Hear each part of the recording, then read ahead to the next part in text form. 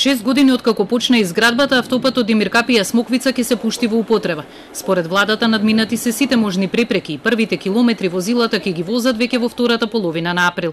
Уште во октомври месец ги издадовме двете одобренија за градба. Тоа беше едната беше за дислокација на волноводот, другата беше за одобрението за градба за контролниот центар. Сето тоа е надминато, така да согласно позитивниот извештај, ако еве оставаме и 30 на дена после добивањето на позитивниот извештај, доколку некои ситни работи треба да бидат отклонети, така да нашите очекувања се дека во средината на наредниот месец ќе биде пуштен автопатот Димир Капија Смоквица. Ова според Сугаревски не значи ново пролонгирање на стартот на употребата на автопатот, иако лани владата подпиша анекс на договорот за изградба на 28 километарската делница, рокот од 1 ноември да се пролонгира до 28 февруари.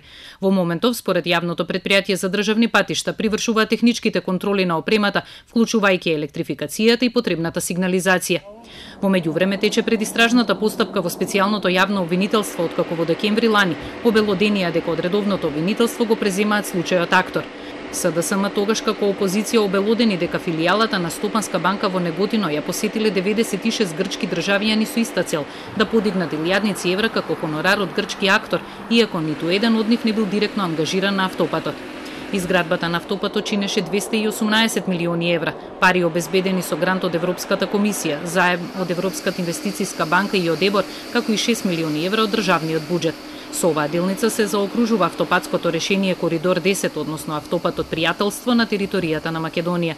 Делницата има две клучки кај Миравци и Смоквица, два тунели долги 1200 метри, 6 моста со должина од 100 до 500 метри, 6 подпатници и 2 надпатника.